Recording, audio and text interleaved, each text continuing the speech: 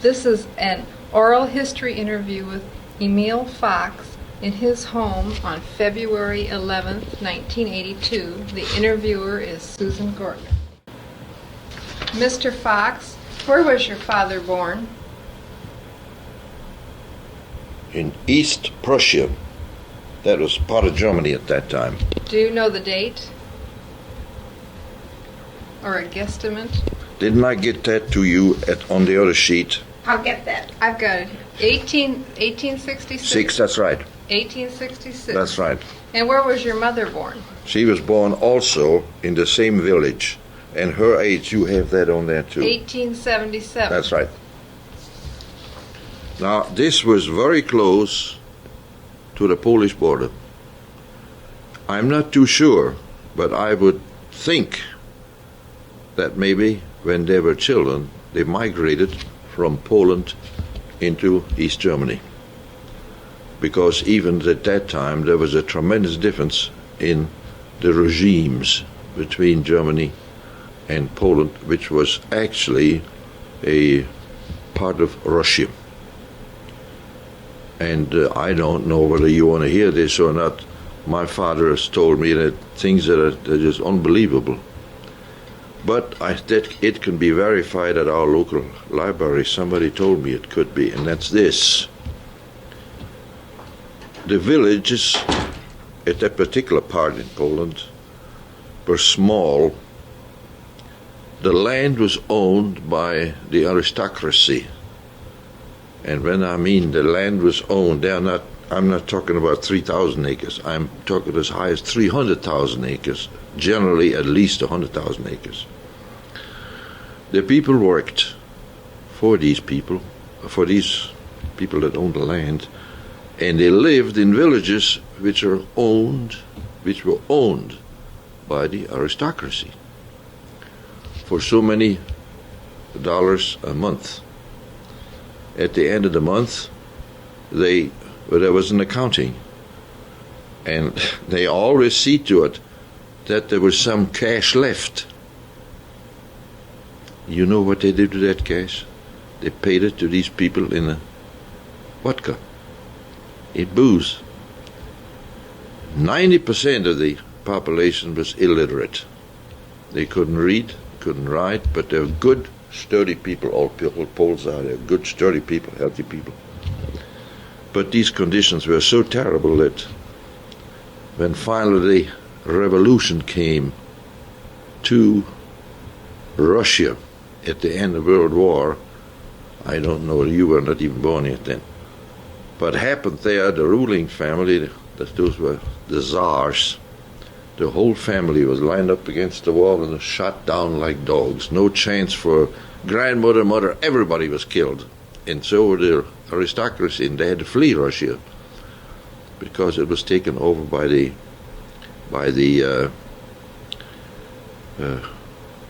Bolsheviks, they called them at that time. It is that Bolsheviks shifted over into the regime as it is in Russia today. Now that's the vast difference. For my father and mother, they went to German schools, and right across the border into Poland, there were those poor illiterate people. Isn't that amazing? It is. It could be that my father served 3 years in the German army. My mother was a maid in a wealthy family in Germany, and they lived a completely different life. And they immigrated from East Germany to what we know now as West Germany. That's where I was born. So I have no recollection of my grandparents of any kind. I have a very little. One time I saw my grandfather, and he couldn't speak a word of German. So that's the only thing I can... What language did he speak? Polish. Polish. All these jokes that you hear about the dumb Poles, don't you believe it? You have to feel sorry for him. Well, you feel sorry for them, but they are sturdy, hard-working, honest, God-fearing people.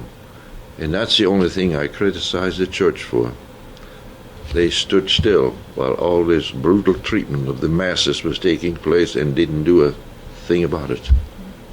So that when the revolution came, it was a bloodbath. Just bloodbath. Hasn't changed since. You know, we pay for these oppressions to people. We pay for them. Yeah. What type of work did your father do? He was a coal miner. The town I came from, it's on that sheet there, from Gelsenkirchen, is in the western part of Germany, in the Ruhr district. The Ruhr Valley, the river Ruhr, that's R-U-H-R. It was at that time the most highly concentrated industrial area in Europe. The town I came from had a population of 358,000 people. And just connected by streetcar was Bochum, and then it was 390,000 there. A little farther apart was Essen, E-S-S-E-N, where the Krupp steelworks were originated, and later on furnished all the artillery and the weapons for all of Europe. So it was highly organized, highly industrialized. But we lived cleanly, we had to. We were thickly populated, and they were smart enough, the Germans were, that if there a disease ever broke out, they fall over like fleas. So even then, when I left, it was in 1910, the law was compulsory. Every apartment, every house had to be flush toilets, to avoid contamination. And we were relatively free of bad sicknesses. We were very healthy. And maybe that's the reason I was healthy, so I am at my age. Good. Do you know how long your parents attended school? My parents attended school. No, I do not. You don't know. No, I do not. I only know that my father, he couldn't have been illiterate. He served in the army for 3 years. And they spoke fluent Polish, fluent German. When they got here, they had some trouble at that age with the English language. They never really mastered it, but they just got by. You said your mother was a maid. Did Yes. she work all the time when you were growing up? Did you remember? No. She was a maid when she was single. Oh, that was before she Yeah. was married. Yeah. After they were married, they were busy raising a family. I'm the oldest of 9. Well, I was just going to ask you how many brothers and sisters you had. Yeah. So you have 9. Yes, 2 girls and 6 boys. Where- 7. 7. Where were you born? In Gelsenkirchen, in Germany. Did you have anyone live with your family besides your brothers and sisters? No. Why did your family decide to come to the United States? Well, my father, first of all, he did not approve of compulsory military training, although he had to do 3 years.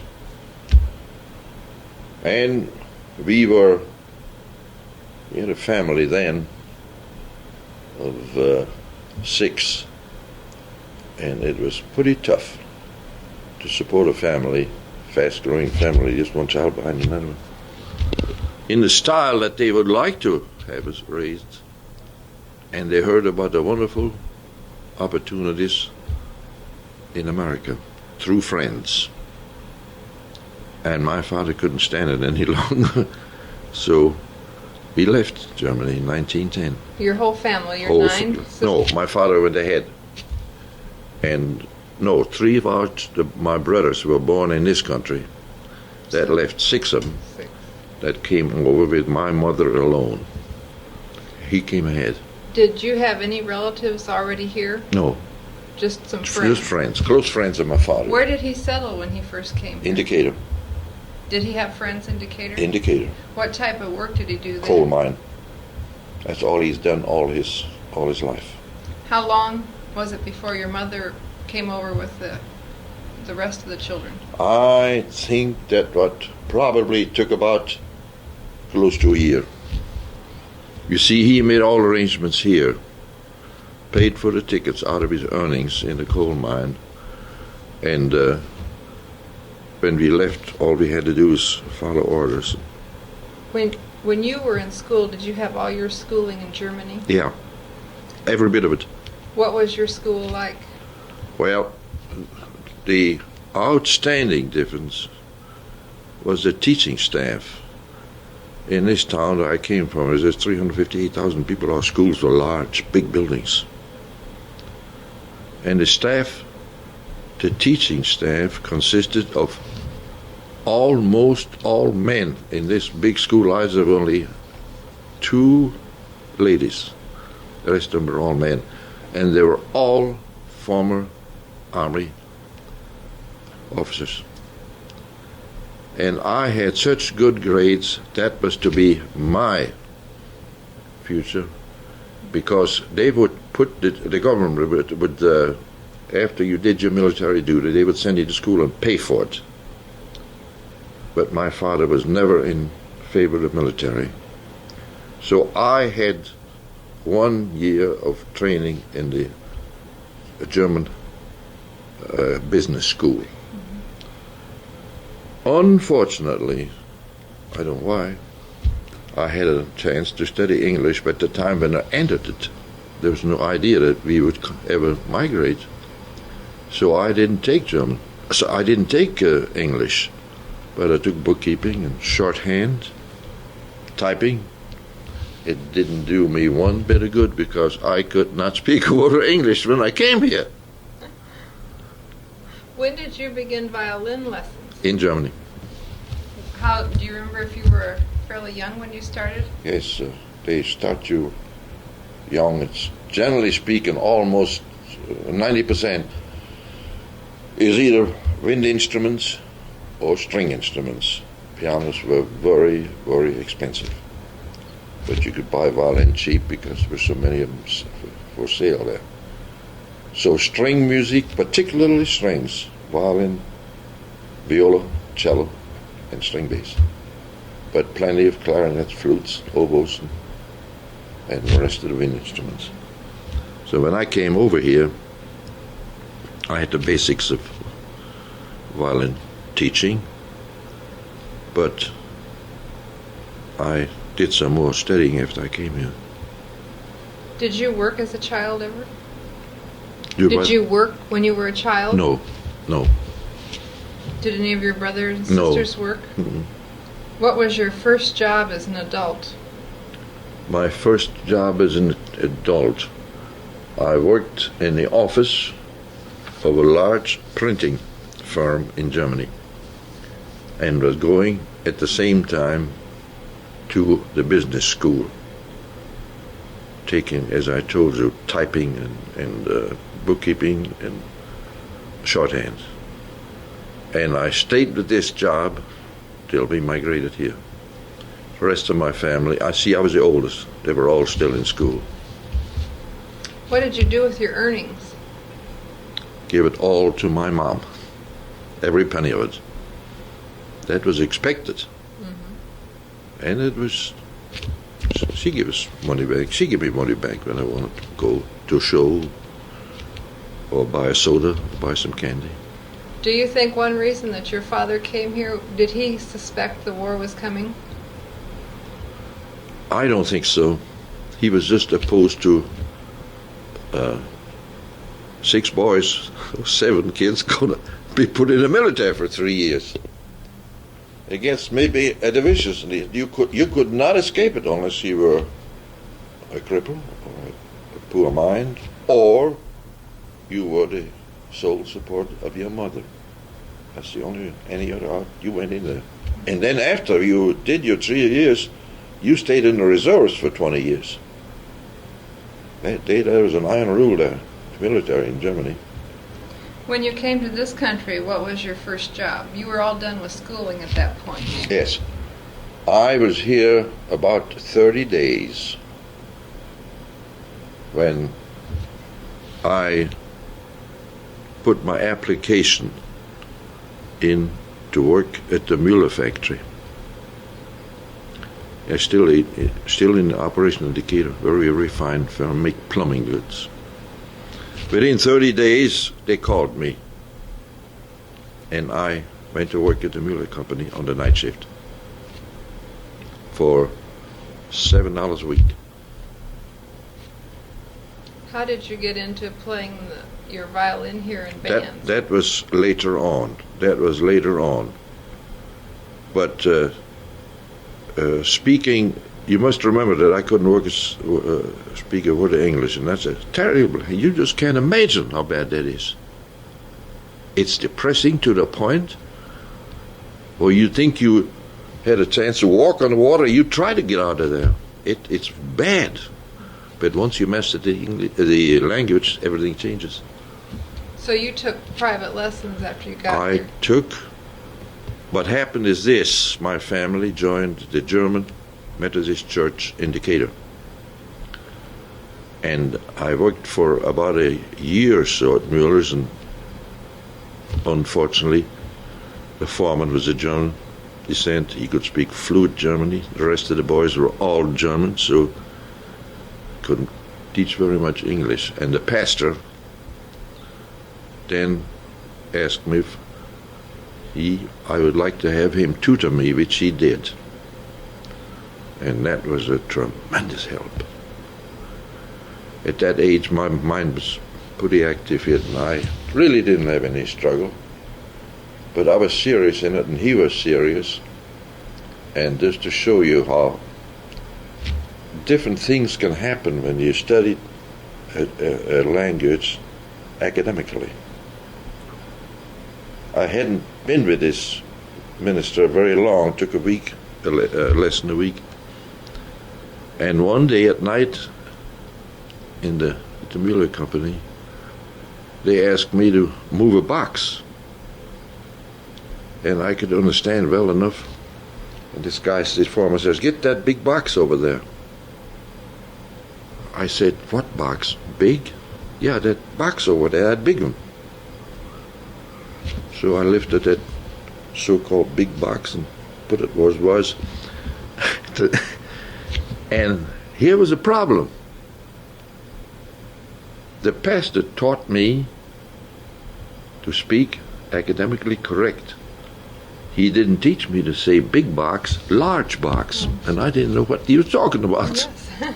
I didn't know what he meant by big box, so I confronted the minister and said, "Look what happened here. Are you teaching me right?" Oh, he laughed when I told him. I said, "Well, you're going to find a good many occasions like that. The word big is not, it's used universally instead of large." So then I registered. After I learned English enough to get by, I enrolled for one term at Milligan University and took additional violin lessons. And one time, not too long after I got started, I was asked to play in a Sunday school orchestra. And the leader of the orchestra was all in the morning, all volunteer and no pay. And the leader of the orchestra was a professional musician in Decatur. And I remember that the first number he played was Brahms' Hungarian Dance No. 5. And there was a very, very fast passage in there. And he had about 3 or 4 violinists, and they all took only the first note of each bar. But I sight read. I was a pretty good sight reader. And I played right straight through it. He stopped the orchestra and says, "Wait a minute." Somebody's playing. "Wait a minute." He says, "Let's do that again." Well, they repeated that online there, and it was a rapid package, and I had no trouble with it. So after that, he said, "Listen, we need violin players badly in Decatur, professionally. I'd like for you to join the union. You can't operate without a union yet." I did, and that's how I got started. First thing you know, I played for dances, I played for dinners, I played for receptions, I played for weddings, and that's where I met my wife. I was just going to ask you, how did you meet your wife? Well, just one day I showed up at the dance, and with a fiddle in my arm, was hired by the orchestra. Didn't know her, didn't know anybody, only the leader. And I got through all right. From then I had no trouble. I had calls all the time that if I wanted, at night, worked in the daytime. And that's how we met. But actually, my profession was not as a professional musician. My real profession was an interior decorator. Well, how did you get into that from working at the factory? Well, one of the very influential men in the German Methodist Church was an artist by the name of Hartmann. His specialty was decorating churches, redecorating churches, decorating banks, and decorating homes of very wealthy people. So he approached me, took a liking to me, and asked me if I'd go as an apprentice to work with. I did. I served an apprenticeship for 3 years and then joined the union. And traveled all over the area around Decatur where I don't know if we did. I can't tell you how many churches we did in various towns. But I was always able at least to be home over the weekend, and sometimes we took the train or in Durham back and forth to the little towns. Well, now, what train did you take? What train would it have been? Wabash. And there was an electric Durham line from Decatur that branched out to Springfield, to Champaign, and in the little towns in between. So you rode the Interurban? Yes. Some. The Interurban came through Monticello too. Yeah, that's right. What was it? What kind of train was it? Oh, consisted of just one car, one large car, nicely furnished, and it was good service. Good service. Of course, this is all out of Decatur, I didn't know Monticello from. You said it was an electric train then. Yes, it was electric. It's not a steam engine.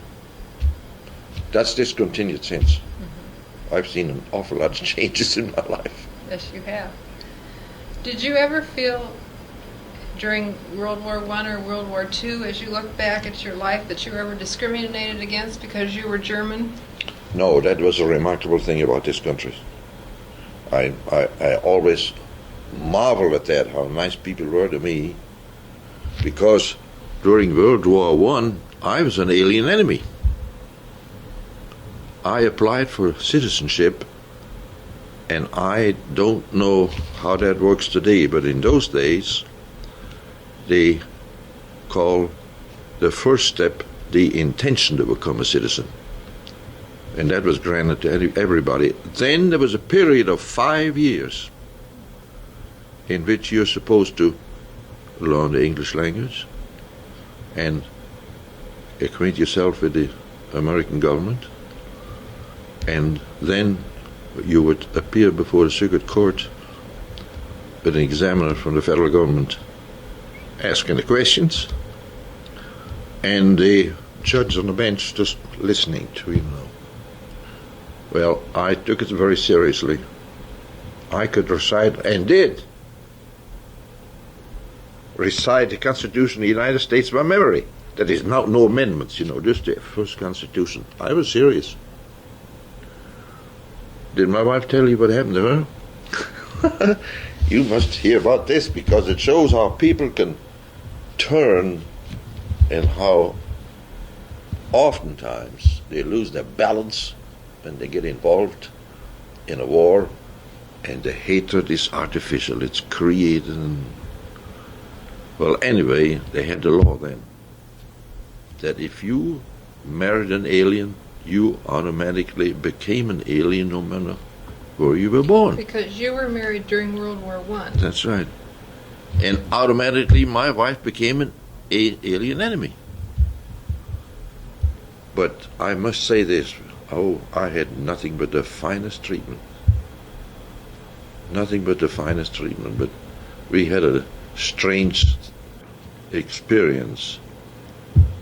The formal session of the court, when you get your papers, It's very serious. It's nothing funny about it. You had to bring two witnesses, character witnesses, with you, possibly prominent men that were known to the judge personally, not the examiner, the judge sitting on the bench. Well, as I say, I was totally versed. I had no problem. And as we approached, my wife was after me. I came first. No, wait a minute. She came first. She approached the guy that was a clerk. He lived in Decatur, was a very close friend of her father's. And he said, "What are you doing?" He knew that she was the son of Bob Sipe, which was Emil. Well, Mom said, I'm an alien enemy. And this guy roared back and laughed till the whole courtroom shook. He says, "You are an alien enemy?" She says, "Yes, I am." So the judge finally says, "Quiet, proceed, please."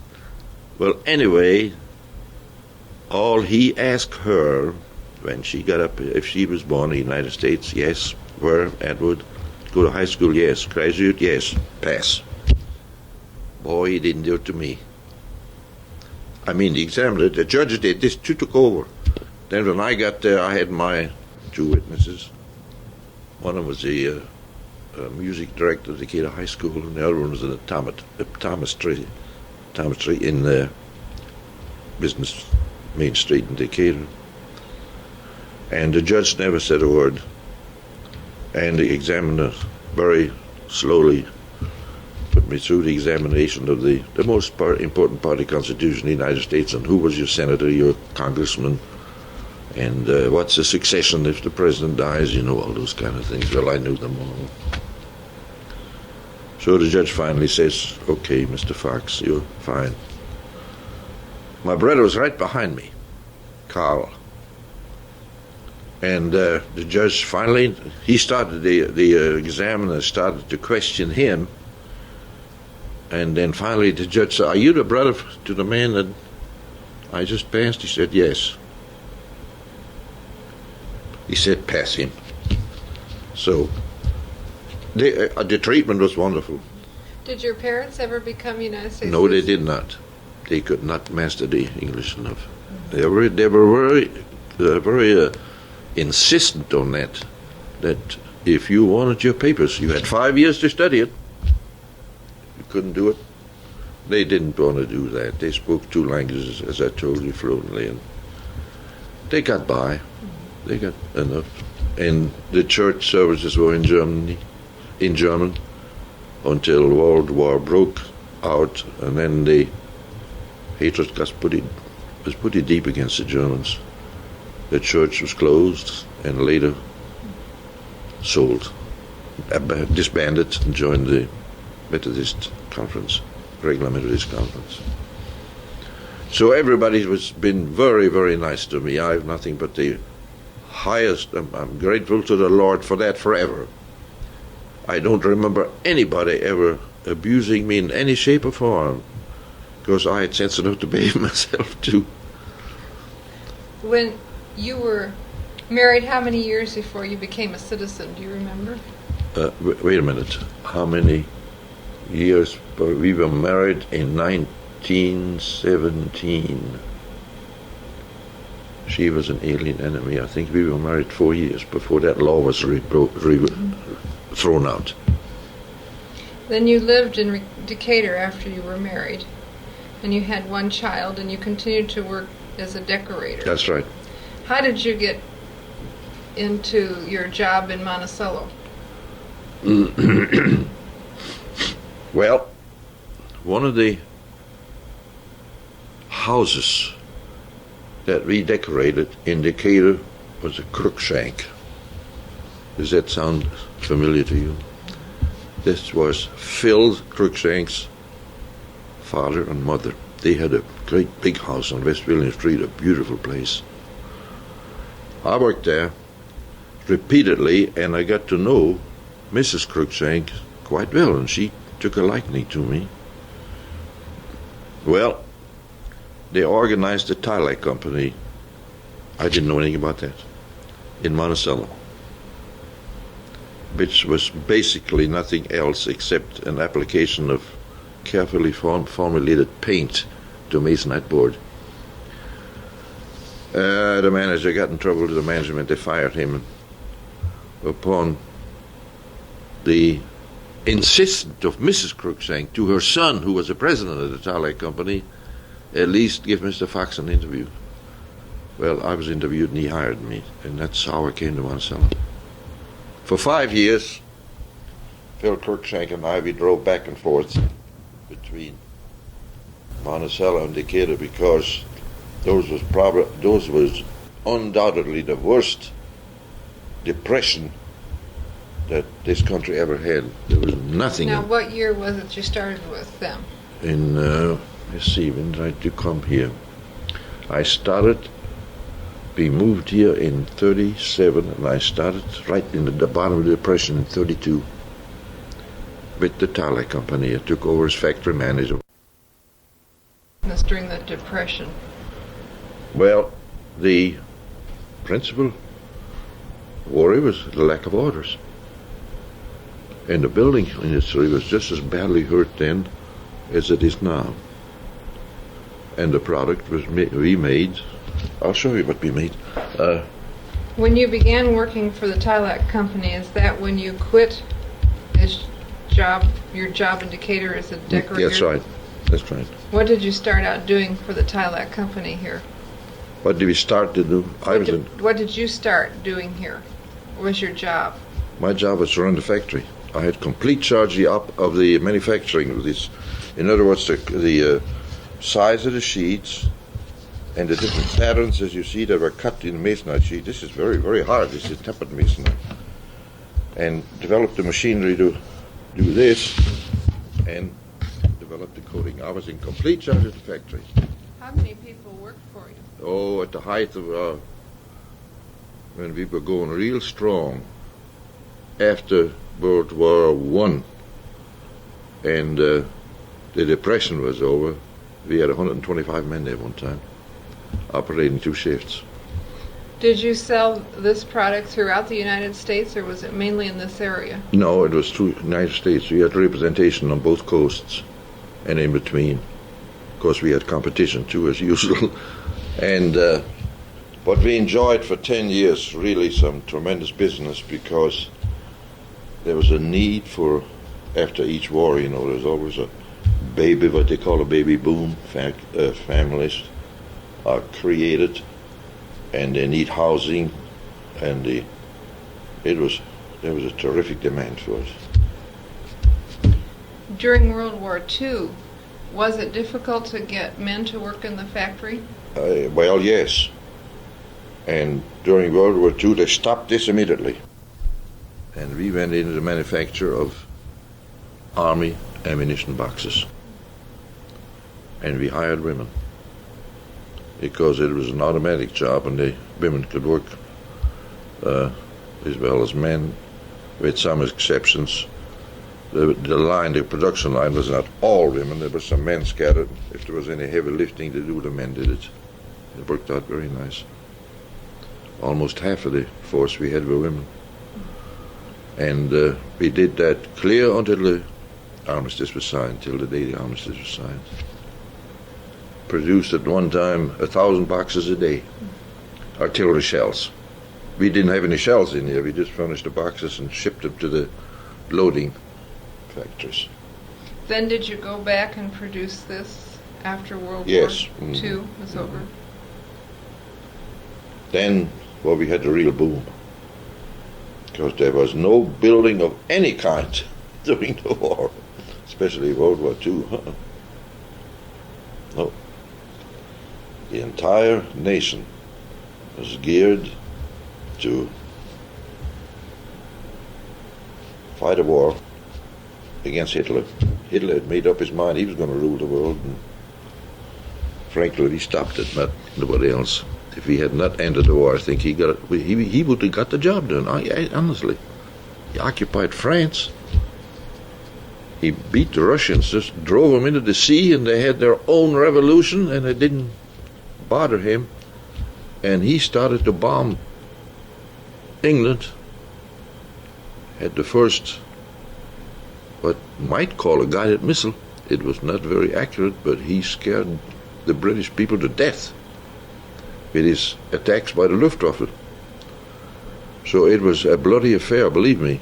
And when we entered it into there, we soon found out this was not a game. This was for the works, and we did it. Do you remember what you were doing when Pearl Harbor was bombed? Do you remember that day? I just very definitely remember it. I remember it at that time, at that particular day. We entertained a large group of people in our home on East Main Street, and I happened to be the chairman of the Red Cross organization in Pike County. And we had a meeting downtown that afternoon. I left the party and while I was there at the party, the news came out that the Japanese attacked Pearl Harbor. It was very, very serious, very, very bad. It sank, I think, 8 of our battleships right there, and drowned I don't know how many thousands of men. And that ended our party in a hurry, believe me. That was all over, because we knew this would be serious, and it was very serious for a while. And our only son was a pilot and flying what they call a flying fortress at that time, a heavy bomber. And he flew I think he flew close to 40 missions. And he dropped some bombs in my town, where I was born in. Isn't that strange how these things? Yes, that must have made you feel kind of bad. Well, it was the attack from our side on the Germans was a little bit different from what the British did. Our planes went after the factories, particularly after the railroad mass. See, Germany was a very, very small nation, and their network of rails was just like that. And they bombed the railway work in the town I was born. Never attacked the civilian population. Not before that time, but... So Bob did fly, I think, 2 missions over Gelsenkirchen. The rest of them was like in other towns, and he flew the longest mission at that time. Those planes had limited range because they were nothing like they are today. Nothing like it. This was called it's built by the Boeing company, Flying Fortress. It had a crew of 9 men, 4 officers, and 5 gunners. And they loaded themselves and they let go those bombs, and believe me, they blew up everything they hit. Where was he based? He was when he got into action. He was based in England, and prior to that, during the training period, he was around different parts of the country. He got his wings in New Mexico, in some town. I forget the name of the town now. So he flew out of England. Yes. To Germany. Combat. Drop the bomb. Yes. Did they fly most of those missions at night? No, none. They were all daylight missions, and not 2 or 3 planes, but several hundred planes in mass. And they made up their minds they were going to destroy a huge manufacturing unit or a huge concentration of rails. They really bombed it. They didn't mess with 1 or 2 planes. They blew up the whole works. Again, completely different what happened to my second grandson when he flew off of the Enterprise. But Bob never even got, they never had an attack or anything. Then later on, in the next war, the Vietnam War, that was an ugly mess. Our second grandchild he flew 2 9-month missions off of the Enterprise at night. Very, very dangerous. Have you ever seen a plane take off with a carrier? Not not there. I've seen it on TV, and I've seen carriers. Well, I saw him take off, not he. I don't want to ever see another one. That's the most dangerous thing I ever saw. 3 cables, stretched out like that. 1, 2, 3. And not very long. And you hit one of those cables as you come in. There's a hook under your plane and it engages that cable. Engine is shut off, and stops the machine just like that. If you miss the cable, that's your end, and you're going to kill lots of people besides on the deck of that ship. It was very dangerous, but he never had any trouble. Back to when you moved to Monticello, it was in 1937. Yes, that's when we moved here. That was not too long before the war. That's What was Monticello like when you moved here? Well, it was completely different from what it is now, believe me. How many people lived here? I would say roughly around between 2,500 and 3,000, something like that. Against, what is it now? Close to 5, I think. Mm-hmm. It was completely different. The only industry that was here when we came here, well, it was Glenbrook Laboratories, known at that time as Syrup for Pepsin Company, and our plant. That was all that was here so far as industry is concerned. Now, since then, Syrup for Pepsin has changed its name to Glenbrook Laboratories. The cable company is here with several hundred men working there. Wirewind wasn't here. And our company, we sold our business and it's gone. The buildings are gone and everything. And there was a tremendous difference, particularly in the residential area. My sister and her husband moved here from Chicago, and they were in the Burgess edition. That was the first one. When we moved here to Monticello, the Burgess edition was a wheat field. That's the first thing that was then designed and built up. And then the next thing was Lone Oak. Do you know where Paul Gooker lives? Mm-hmm. Lone Beach? Lone Beach, that Lone Beach. Right. I said Lone Oak, that's wrong. Lone Beach. And the next development was, I can't remember the name. It was in front of my brain. It's not as good as it used to be. Anyway, where the Brick Garage is, Bill Abbott. What's that? Weather Oaks. Weather Oaks. That was the next one. Then after that came Fairview edition, and that was expanded into Crestview. Mm-hmm. And then came the area where our bank president now lives. That's Lockmiller's edition. And no, not Lockmiller. Surrey Hills. Surrey Hills, that's the one. And those are big additions. I mean, for a town of to absorb that much residential area of only at that time 35, but blossomed out to 5,000 people. What happened is a large number of people lived in Monticello and worked in Champaign and worked in Decatur, particularly at the university. During World War II, you mentioned you were associated with the Red Cross. Mm-hmm. What other activities did you do in the community, and what did you do in the Red Cross? Well, I only appointed various committees, and that had been done before for years, so there was just a repetition of that. But I was really very active once we got established here, and at one time we owned an apartment store where the flower shop is now, and Martha Welch with a store next to it, and the druggist, what is his name? Harris. Those 3 places. What did you call your store? Foxes, Foxs. And we had very nice business, had very nice experience. I bought the place not for myself. I bought it from my son Bob, and he was in England then flying planes during the war when I bought it. He had worked some in some stores in Decatur, and he liked that part of it. of contact with people.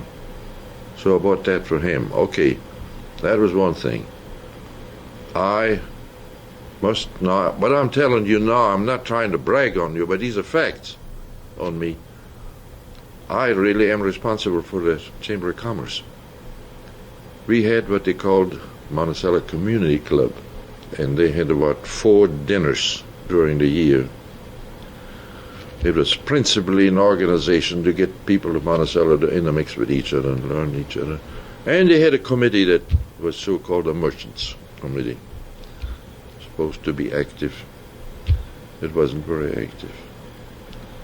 Well, the war ended, and I sensed that the method of operation would be different in Monticello particularly, and of course it was. So I undertook and was successful in joining organizing the Chamber of Commerce. And the man who was the secretary for the power company at that time, Russell Brown, helped me in that. The two of us really did the job. And it wasn't very easy. Everything went fine until we had to set up how much you paid into the thing to run it, and how much he paid, and how much she paid, and they started to compare, and and oh, why should I pay so much? And it was not very pleasant, but we got it worked out. Did you help find jobs for men when they came back from the war? We had 1, 2, 3 yes. We had 2 committees, and 2 committees that worked on that, and they were very successful because these guys got work the minute they wanted to. What type of jobs did you organize for them? Well, for instance, work in the lumberyard, because the building industries really got going then, and the contractors needed helpers. And meanwhile, let's see, was cable here? No, they came in a little later, 5 minutes later than that. But Glenbrook Laboratories was going strong, and there was plenty of work also on the farms. There's no reason for people not wanting to work. And at that time, there was when we came to Monticello, they didn't have a hospital here. Well, I got interested in that, but that's a long story. Finally wound up on the board and as administrator of it on part-time basis. And I was a member of the board of directors for 25 years. And for 10 years of the last 25, I was chairman of the board. And under my directions, they built the first unit of the present nursing home. It started out, we built only 63 beds, and then we made a deal with the county, we had an exchange, wrecked the old hospital, built a new one, and I had to get out of that. It was too much for me then. How did you go about organizing a hospital? How many doctors were in Monticello? Well, that's quite a story. We had no hospital, as I saw, and there were 5 doctors here. And they had to take anybody that needed medical attention in an institution, either take them to Champaign or Decatur. And Decatur was a favorite spot at that time. Well, the Kirby family were big landowners here. And they made a will to leave enough money to operate a hospital if the time limit was met. Well, there was a lot of doodling around and messing around, and almost expired the time limit, but we got the job done. And then is when we bought the old Alan Moore residence. Have you ever heard of Alan Moore? He's probably the outstanding man that ever lived in this community, so far as doing something for the community. He is the guy that put over the Glenbrook Laboratory. Sure, Pepsin, that's what it was called. Started in the basement of a store downtown, and he developed it into a huge organization. He had a home with a private golf course and a garage that had 5 packets in it. I mean, that guy was rich. Was that the building they used for the hospital at first? That's the What building they that called Kirby yeah. Hospital. And he went broke, Mr. Moore did. Absolutely went broke. Incidentally, he was a congressman for 2 terms. What was his line of business? He was running the Cranbrook Laboratory. He owned it. He owned it. He sold it to Sterling Drugs for $7 million and lost it all in the market. Every bit of it. Did he lose it during the Depression? No, before that. Before that? Yeah. And he put a mortgage on his home. Then the Depression come in and he lost his home. And the hospital was organized and bought that house with the Kirby money. Only the cash the Kirby estate had. The land was put in a trust for the First National Bank of Monticello to operate, which they did, and consisted of what still does, I think, 1,600 acres of land, first-class land. So I served on that board for, as I said, for 25 years. 10 as chairman of the board. And then the bank was organized, First State Bank, and I just got off the board last month. Served there for 34 years as member of the board of directors. And I was very active in our church, very active. I went through the experience of raising money when we would desperately need a room in the baby boom after World War II. We had kids in the Sunday school, honestly, this is no exaggeration, holding class at one time in the boiler room of the church, where the coal was. It was that desperate. So finally, he decided we must do something about it, and we did. Well, how are we going to do that? We needed $92,000 to build the addition to the church, the Sunday school rooms, and do some work in the sanctuary itself. And there was an organization, still is in Chicago, H.P. Demand Company, who did nothing but help church congregations to raise money for whatever purpose they needed it. Very fine organization. And we contacted them. The man came down here. First thing, we talked with him to find out if we were capable of raising this $92,000 in our congregation. He looked over our membership and he says, we won't have any trouble. Well, how are we going to do it?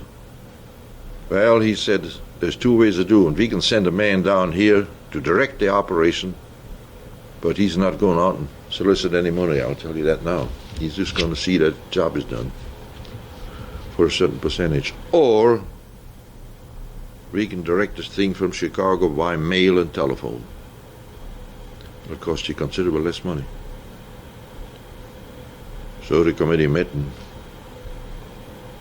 in a moment of weakness and stupidity, I said, I'll be the chairman. Try to get this money. Well, as I said, with the help from the Demand Company from Chicago by phone and mail, we set up an organization, and believe me, it was a lulu. It was a dandy. I had the help of everybody in that church, and we raised not only $93,000, but $105,000. And it was all paid in. All of it. It was desperately needed. And I found out many things then, how to raise money in the church. Fact of the matter, I was asked to speak at half a dozen churches around the area here that had the same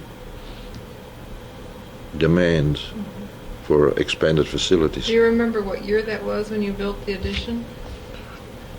Where are we here? This must have been about 1950, 52, someplace in there. So it wasn't too long after World War II? No, really? no, not immediately after, but it was a year or so after World War II. Yes, but that was really a joyful, as far as I'm concerned, a joyful experience. I had wonderful help from part of the men, But the organization was set up under the direction of Mr. Demand and did not fail. He said you won't have any trouble, and he was right. Did you still have your store at this point?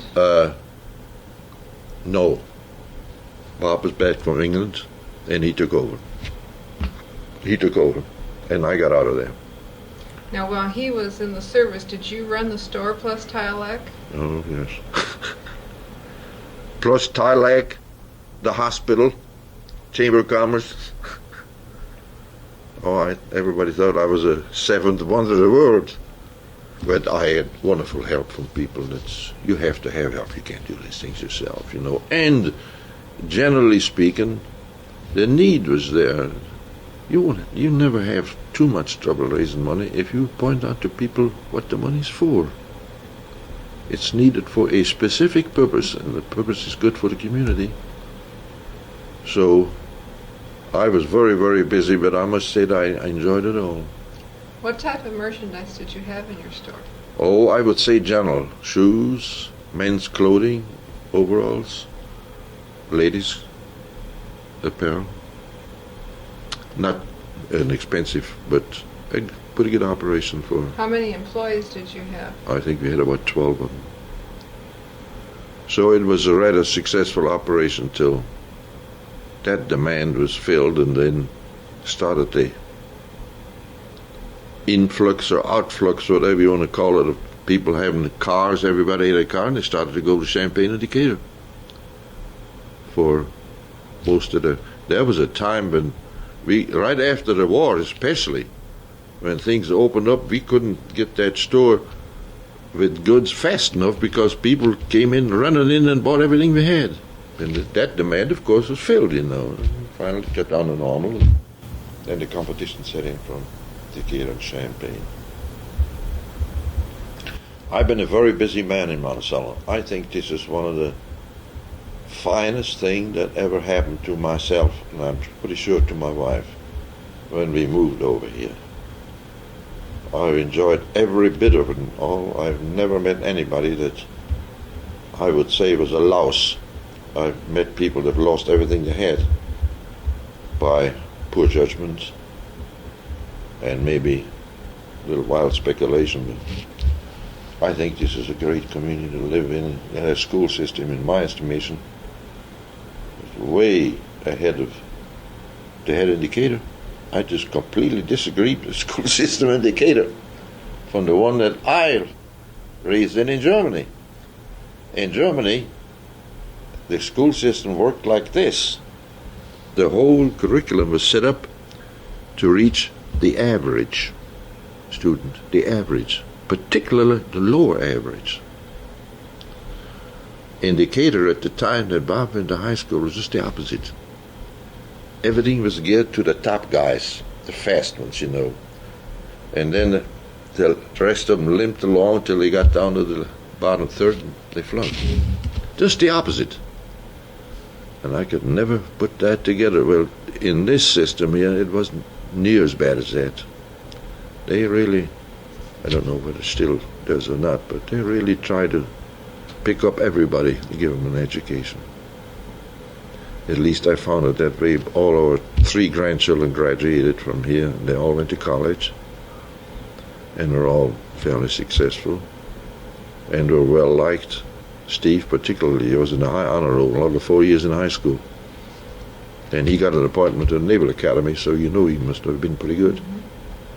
What would you say would be some of the highlights as you look back living in Monticello?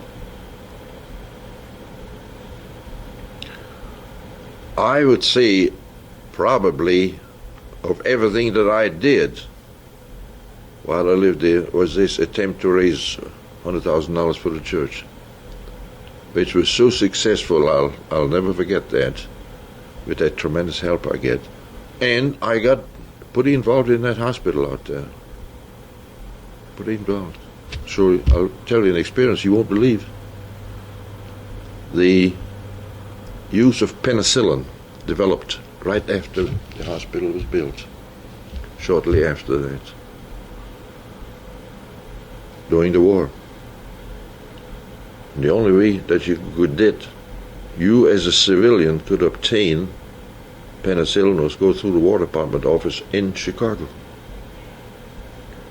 So one day they brought a lady came in with a child. Oh, the child was about 4 or 5 years old. Boy, that child looked to me like it was half dead. It just laid on its the arms of the mother like this, couldn't open its eye or anything. Well, the doctor told me what it was. He says, I can cure this child, but he says, I've got to have some penicillin. I know this child will come out of it. And he says, what can you do? Well, I said, I can contact the War Department and see what they say. I did. I called the War Department and they said, okay, we'll let you have it. Well, I said, how soon? He said, how soon? I said, now, right now. At that time, we had fine train service between Monticello and Chicago. I told him what the doctor gave me the amount that was necessary to treat this child. I said, put this in a package, and if you don't mind, this is serious. It's a matter of life and death. Get this to the train crew that leaves Chicago at such and such time to the conductor, and I will be at the depot and pick that up. And it worked. We bought this, we got this, and the boy got well. 5 days later, he was playing on the floor in the office. But the amazing part was it cost me $25 to buy that one bunch of small portion of penicillin, which today would cost about $1.25. Now that's what's happened in a relatively short time, so to speak, with a medicine that didn't, oh my, there's no end but what the penicillin has done for us. So that was a gratifying experience for me. I had others that I just can't mention, but most of all, I must say that I met the finest people that I've known in my life right here in Monticello. Well, you've done a lot for the community, and we appreciate it. Well, I enjoyed doing it. And I say it must not be, I must not use my name too often, but in the discussion that you and I have here, I have to mention that I had some wonderful cooperation. Both on the hospital staff and Chamber of Commerce, particularly in church work. Oh yes, I want to tell you another experience at the hospital. Have you got time or you want to leave? I think we're out of tape almost. Oh. Yeah. But it's been delightful talking to you. Well,